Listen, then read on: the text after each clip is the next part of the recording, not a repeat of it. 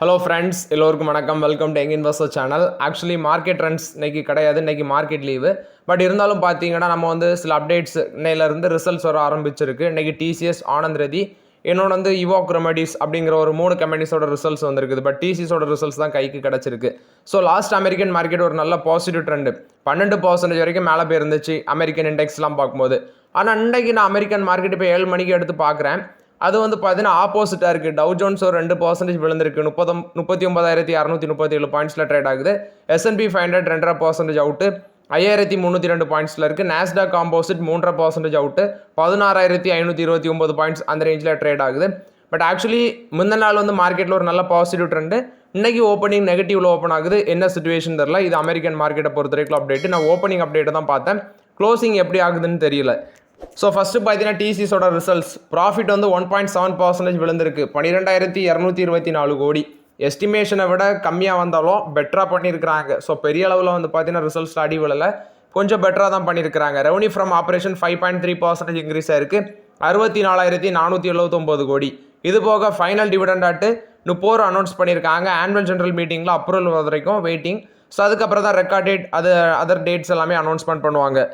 Financial 25ல் டோட்டலாட்டு பார்த்தீங்கன்னா 2,55,324 கோடி revenue பண்ணியிருக்காங்க. 6% year on year basis growth. Constant currency டேர்மில் 4.2% ரெவன்யூ க்ரோத்தாக இருக்குது. ஸோ இயர் ஆன் இயர் பேசிஸில் பார்க்கும்போது 37.2% இன்க்ரீஸ் ஆயிருக்கு. நீங்கள் அந்த கம்பெனியோட ஆப்ரேட்டிங் மார்ஜின் 24.2% இன்க்ரீஸ் ஆயிருக்குன்னு சொல்கிறாங்க. ஃப்ரீ கேஷ் ஃப்ளோ 46,449 கோடியாக இருக்குது இந்த வருஷத்தில். Share holders pay out through dividend 44,962 கோடி. ID services attrition rate 13.3%. North American business contribute பண்ணது 48.2% இந்த Q4ல். ஆக்சுவலி அது பார்த்தீங்கன்னா 1.9% டவுனாக இருக்குது. ஏன்னா சேம் பீரியட் லாஸ்ட் இயரில் 50% இருந்திருக்கு. இது போக யூகே பிஸ்னஸ் 1.2% க்ரோத் ஆயிருக்கு. 16.8% இருக்குது அவங்களோட பிஸ்னஸில். Indian business 33% year on year பேஸில் க்ரோத் ஆயிருக்கு. டோட்டல் ரெவன்யூவில் 8.4% இருக்குது. ரிசர்ச் அண்ட் இனோவேஷன் அதில் 8,816 பேட்டன்ஸ் அப்ளைட் பண்ணியிருக்காங்க. இதில் 267 பேட்டன்ஸ் இந்த குவார்ட்டரில் அப்ளைட் ஆயிருக்கு அப்படின்னு சொல்லி, அதாவது இந்த குவார்ட்டரில் மட்டும் 267 பேட்டன்ஸ் அப்ளை பண்ணியிருக்காங்க. 4,820 பேட்டன்ஸ் பார்த்தீங்கன்னா கிராண்டட் ஆயிருக்கு அப்படின்னு சொல்கிறாங்க. இதில் 235 பேட்டன்ஸ் மட்டும் இந்த குவார்ட்டரில் உள்ளது அப்படின்னு சொல்கிறாங்க. நெக்ஸ்ட்டு டிசிஎஸில் சேலரி ஹைக் இருக்குமா அப்படிங்கிற ஒரு கொஸ்டின் ரைஸ் ஆயிருக்கு. பட் அது என்ன சொல்லியிருக்காங்கன்னா சிச்சுவேஷனை பொறுத்து, அதாவது பிஸ்னஸ் என்விரான்மெண்ட்டை பொறுத்து சேலரி ஹைக் இருக்கும் அப்படின்னு சொல்கிறாங்க. அடுத்தது ஆர்த்தி சுப்பிரமணியம் சிஓ ஆட்டும், மகனேஷ் சாத்தே சிஎஸ்ஓ ஆட்டும், அதாவது chief operating officer, chief strategy officer ஆட்டு மே 1ஆம் தேதியிலேருந்து இவங்க 2 பேருமே அப்பாயின்ட் பண்ணியிருக்காங்க. நெக்ஸ்ட் அவங்களோட ஆர்டர் புக் $12.2 பில்லியன் இருக்குது. 7% விழுந்திருக்குன்னு சொல்கிறாங்க. டோட்டல் கான்ட்ராக்ட் வேல்யூ $12.2 பில்லியன் இருக்குது. இதில் இந்த குவார்ட்டரில் Q4ல் மட்டும் அவங்க எஸ்டிமேட் பண்ணது $10 billion to $11 billion deal win பண்ணுவாங்கன்னு சொல்லி. பட் ஆக்சுவலி எக்ஸ்பெக்ட் பண்ணதை விட கம்மியாக தான் வந்திருக்கு. இந்த ஃபுல் இயர் 2025ல் $39.4 பில்லியன், அதுவும் பார்த்தீங்கன்னா 7.7% கீழே தான் விழுந்திருக்குது. டிசிவி இந்த குவார்ட்டரில் வின் பண்ணது 7.5% லோவராக இருக்குது. $13.2 பில்லியன் இருக்குது. ஆக்சுவலி ப்ரீவியஸ் குவார்ட்டரை கம்பேர் பண்ணும்போது 19.6% மேலே போயிருக்குன்னு சொல்கிறாங்க. அட்ரிஷன் ரேட் 13.3% இருக்குன்னு சொன்னேன். ஸோ ஓவராலாட்டு 625 எம்ப்ளாயிஸ் இந்த Q4ல் ஆட் பண்ணியிருக்காங்க. டோட்டலாட்டு 6,979 எம்ப்ளாயிஸ் பார்த்தீங்கன்னா இந்த மார்ச் குவார்ட்டர் எண்டில் வச்சுருக்காங்க. ப்ரீவியஸ் இயரில் 6,07,354 இருந்தது. இப்போ இன்க்ரீஸ் ஆயிருக்கு அப்படின்னு சொல்கிறாங்க. அட்ரிஷன் ரேட் நான் சொன்ன மாதிரி 13.3% இருக்குது. Q3ல் 13% இருந்துச்சு. ஸோ ஓவராலாட்டு இது பார்த்தீங்கன்னா டிசிஎஸ் போஸ்ட் பண்ண ரிசல்ட்ஸ் அப்டேட்டு. என்ன கேட்டால் அவங்க என்ன சொல்லலாம்னா, நாங்கள் இன்னொரு 42,000 பேரை டிசிஎஸ் இன்னொரு 42,000 பேரை ஹையர் பண்ண இருக்கணும்னு சொல்கிறாங்க. டிசிஎஸோட ரிசல்ட்ஸ் ரொம்ப ஒன்றும் பேடாக இல்லை, கொஞ்சம் பெட்டராக தான் பண்ணியிருக்கிறாங்க. மேபி நாளைக்கு மார்க்கெட்டில் ஒரு நல்ல பர்ஃபார்மன்ஸ் கொடுக்க சான்சஸ் இருக்குன்னு நினைக்கிறேன். பெருசாக அடிபலட்டாலும் அதே மாதிரி பெருசாக மேலேயும் போகாதுன்னு தான் நினைக்கிறேன். ஒரு ஃப்ளாட் ட்ரெண்டில் இருக்கலாம் அப்படிங்கிறது என்னோட எக்ஸ்பெக்டேஷன். ஏன்னா ரிசல்ட்ஸ் அப்படி ஃப்ளாட்டாக தான் இருந்த மாதிரி இருக்குது, பெருசாக பர்ஃபார்மன்ஸ் இல்லை.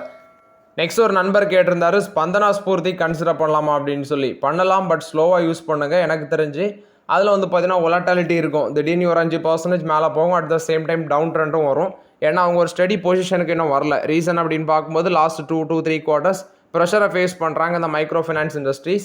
ஸோ அதனால் ஒரு 2 quarters to 3 quarters கொஞ்சம் ப்ரெஷர் ஃபேஸ் பண்ணுவாங்க. அதனால ஸ்லோவாக யூஸ் பண்ணிக்கோங்க. நெக்ஸ்ட் ஒரு நண்பர் கேட்டிருந்தாரு, இந்த சயண்ட் ஆல்ரெடி 20p ரேஷியோ கீழே ட்ரேட் ஆகுது. கேபிஐடி டெக்னாலஜிஸ், பர்சிஸ்டன்ட் சிஸ்டம்ஸ், இது எல்லாமே ஹையர் பி ரேஷியோவில் இருக்குது. ஸோ நம்ம ஒரு லாங் டைமை கன்சிடர் பண்ண பேஸில் 20 பி அல்லது வந்து 25 பி இந்த ரெண்டு இதில் எதை செலக்ட் பண்ணலாம், அதாவது 20 பி ரேஷியோ இருக்கும்போது கன்சிடர் பண்ணலாமா இல்லை வந்து 25 பி இருக்கும்போது யூஸ் பண்ணலாமான்னு அப்படி ஒருத்தர் கேட்டிருக்காரு. பட் ஆக்சுவலி நீங்கள் ஒன்று புரிஞ்சுக்கோங்க, லாங் டேர்முக்கு நீங்கள் வாங்குறீங்கன்னா என்ன கேட்டால் பி ரேஷியோ பார்க்காம லாங் டேர்முக்கு வாங்கலாம். பட் நம்மளோட ஆப்பர்ச்சுனிட்டி லெவல், அதாவது ஒரு பி ரேஷியோ இப்போ 50 இருக்க ஸ்டாக்கு ஒரு மார்க்கெட் ப்ரெஷர் சுச்சுவேஷனில் பி ரேஷியோ 30 வரும் அப்படின்னா அந்த டைமில் நம்ம கன்சிடர் பண்ணோம்னா நம்மளோட ப்ராஃபிட் க்ரோத் அதிகமாக இருக்கும்.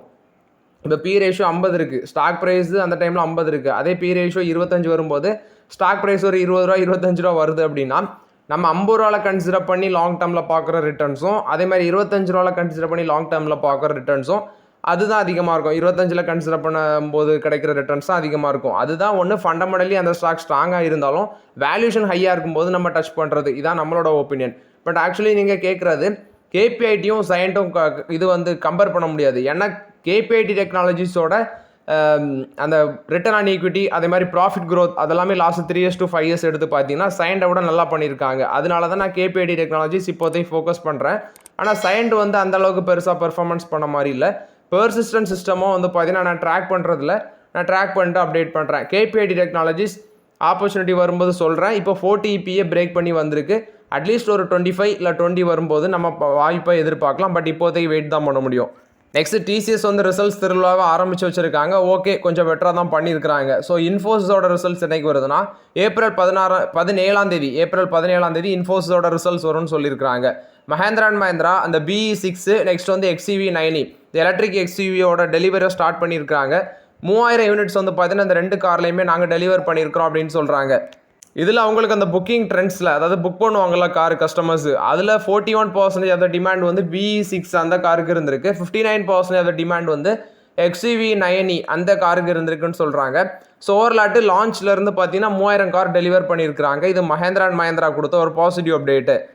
நெக்ஸ்ட் பெட்ரோநெட் LNG கொடுத்த அப்டேட், ஒரு 50,000 MT டெர்மினல் வந்து கோபால்பூரில் செட்டப் பண்ண போகிறாங்க. ஸோ இது வந்து ஒடிசாவில் 98,880 கோடி இன்வெஸ்ட்மெண்ட் டீலாக வருது. ஸோ இது வந்து அங்கே ஒடிசாவில் வந்து பார்த்தீங்கன்னா ஸ்டேட் இன்ஃப்ராஸ்ட்ரக்சர் எக்ஸ்பென்ஷன் பேஸ் பண்ணி தான் வருது அப்படின்னு சொல்கிறாங்க.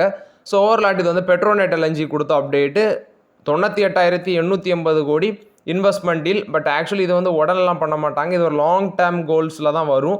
ஸோ 50,000 MT LNG டெர்மினல் வந்து செட்டப் பண்ணுறாங்க. காங்ஜன் டிஸ்ட்ரிக்ட் அங்கே தான் செட்டப் பண்ணுறாங்க. இது வந்து பெட்ரோநெட் LNG கொடுத்த ஒரு positive update.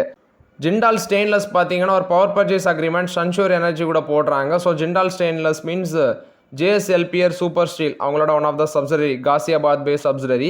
Power purchase agreement Sunshore energy கூட போடுறாங்க. இதில் சன்ஷோர் எனர்ஜி வந்து பார்த்தீங்கன்னா சோலார் பவர் ஒரு சோர்ஸ் வந்து 11 மெகாவாட்டுன்னு சொல்கிறாங்க. ஸோ சன்ஷியரோட சோலார் ப்ராஜெக்ட் உத்தரப்பிரதேசில் 49 மெகாவாட் வேல்யூக்கு போடுறாங்கன்னு சொல்கிறாங்க. இது வந்து JSW ஸ்டெயின்லெஸ் கொடுத்த அப்டேட்டு. நெக்ஸ்ட் பார்த்தீங்கன்னா இந்தியாவோட ஆனுவல் எலக்ட்ரானிக் எக்ஸ்போர்ட் வந்து டபுள் ஆக போகுது. ஸோ ஆக்சுவலி அவங்க என்ன சொல்கிறாங்கன்னா $50 பில்லியன் இருக்கும் பை 2030. 2030 $50 பில்லியன் per year வந்து பார்த்தீங்கன்னா நம்ம எலக்ட்ரானிக்ஸ் எக்ஸ்போர்ட் பண்ணோன்னு சொல்லி IT மினிஸ்ட்ரி தரப்பில் வந்து இந்த டேட்டாவை கொடுக்குறாங்க. நெக்ஸ்ட் வோடோஃபோன் ஐடியா வந்து பார்த்தீங்கன்னா டெப்ட்டை குறைக்க போகிறாங்க. 2.17 lakh crore, அதாவது டிசம்பர் 2024 அவங்களோட டெப்ட் வந்து 2.17 lakh crore இருந்திருக்கு. 2 லட்சம் கோடிக்கு மேலே அவங்களோட கடன் இருக்குது. அதுவும் டெப்ட் வந்து 7% இன்க்ரீஸ் வர ஆயிருக்குதுன்னு சொல்கிறாங்க. கவர்மெண்ட் வந்து டெப்ட்டை வந்து பார்த்தீங்கன்னா ஈக்விட்டி ஆட்டு இதில் இன்க்ரீஸ் பண்ணியிருக்காங்க. 48.99% ஸ்டேக் வச்சுருக்காங்க. ஸோ வோடோஃபோனோட டோட்டல் டெப்ட் வந்து டிசம்பர் 2023 2,03,400 கோடியாக இருந்தது. இப்போ இவ்வளோ வேல்யூக்கு வந்திருக்குது. பட் இவங்க எப்போ டெப்டெல்லாம் குறைச்சி எப்போ ப்ராஃபிட்டபுளாக மாறுவாங்கிறது $1 million கொஸ்டின் தான். தீபக் நைட்ரேட் வந்து ஒரு 3,500 கோடி நாங்கள் கேபிட்டல் எக்ஸ்பெண்டிச்சருக்கு ஸ்பெண்ட் பண்ண போகிறோம். ஏன்னா இந்த ஸ்பெஷாலிட்டி கெமிக்கலில் டிமாண்ட் அதிகரிக்கிறதுனால சப்ளை செயினை பூஸ்ட் பண்ணுறதுக்கு வேண்டி இதை நாங்கள் பண்ண போகிறோம். அதாவது ஈக்விட்டி டெப்ட் இந்த ரெண்டுமே மிக்ஸ் பண்ணி தான் இந்த ஃபண்டை ரைஸ் பண்ணணும்னு சொல்கிறாங்க. அது மட்டும் இல்லாமல் தீபக் கெமிக்கல்ஸ் டெக் அவங்களோட போர்டும் அப்ரூவல் கொடுத்துருக்காங்க. ஒரு மல்டிபர்பஸ் மேனுஃபேக்சரிங் ஃபெசிலிட்டி வந்து 220 கோடியில் வந்து ஸ்பெஷாலிட்டி ஃப்ளூரோ கெமிக்கல்ஸ் ஃபெசிலிட்டி வந்து போட இருக்கிறாங்க. இது வந்து தீபக் நைட்ரேட் கொடுத்த ஓவரால் அப்டேட்ஸு. ஒலட்ரா கிரீன் டெக்குக்கு வந்து ஒரு 424 கோடி ஒர்த் ஆஃப் கான்ட்ராக்ட் கிடச்சிருக்குது. ஹெச்பி கவர்மெண்ட் அதாவது 297 EV பஸ்ன்னு சொல்கிறாங்க. ஹிமாச்சல் ரோட் டிரான்ஸ்போர்ட் கார்பரேஷன் அவங்களும் தான் கிடச்சிருக்குது, ஹிமாச்சல் பிரதேஷில் வந்து கிடச்சிருக்குது.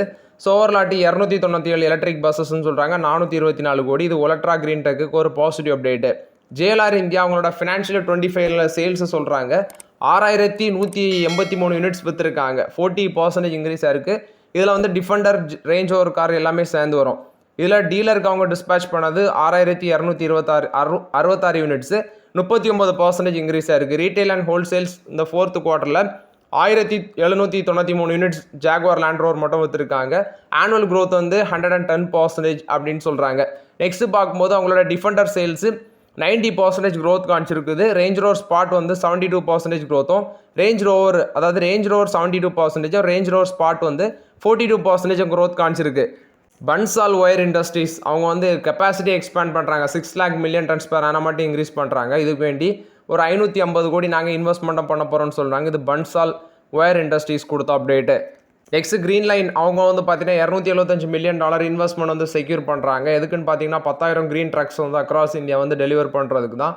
அது மட்டும் இல்லாமல் 100 LNG refuelling and EV charging station வந்து செட்டப் பண்ண இருக்கிறாங்க. 1 million tons ஆஃப் கார்பன் எமிஷனை ஆனுவலி ரெடியூஸ் பண்ணுறதுக்கு இது green line mobility solutions limited கொடுத்த அப்டேட்டு.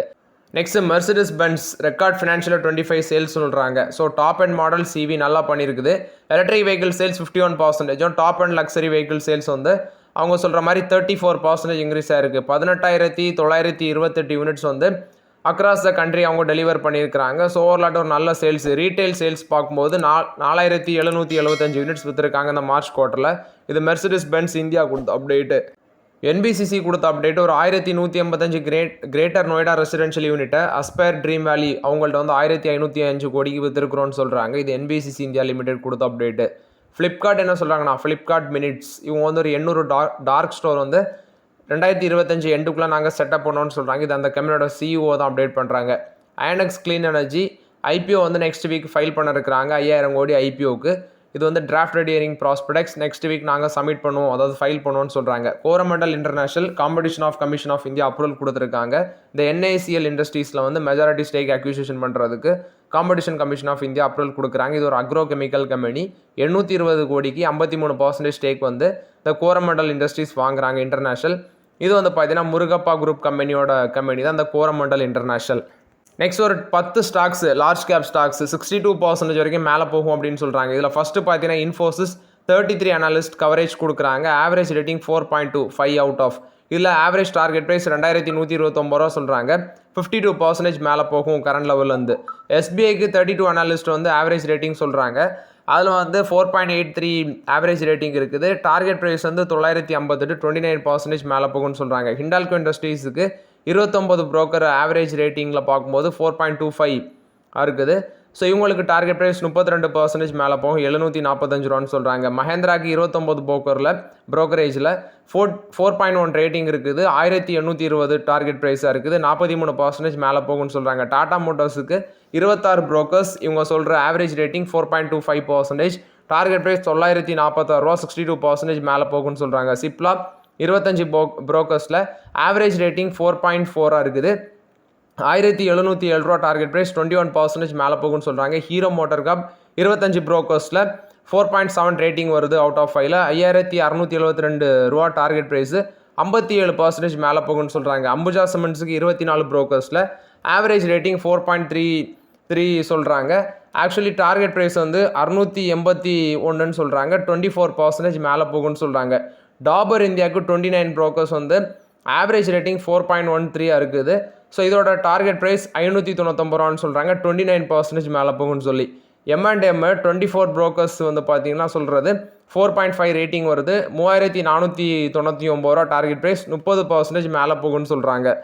நெக்ஸ்ட் பார்த்தீங்கன்னா நாளைக்கு என்னென்ன ஸ்டாக்ஸ்லாம் ஃபோக்கஸில் இருக்கணும். IT செக்டர் நாளைக்கு ஃபோக்கஸில் இருக்கும். TCSோட ரிசல்ட்ஸ் நெக்ஸ்ட் வந்து லாஸ்ட் அமெரிக்கன் மார்க்கெட்டில் பார்க்கும்போது ஓவராலாட்டு பாசிட்டிவில் இருந்துச்சு. டேரிஃப் பாஸ் பண்ணி வச்சுருக்குது. IT, ஃபார்மா இவங்களுக்கு எல்லாமே ஒரு positive update. Reddy's, Natco pharma இது எல்லாமே நம்ம ஆப்பர்ச்சுனிட்டி யூஸ் பண்ணியிருக்கிறோம்.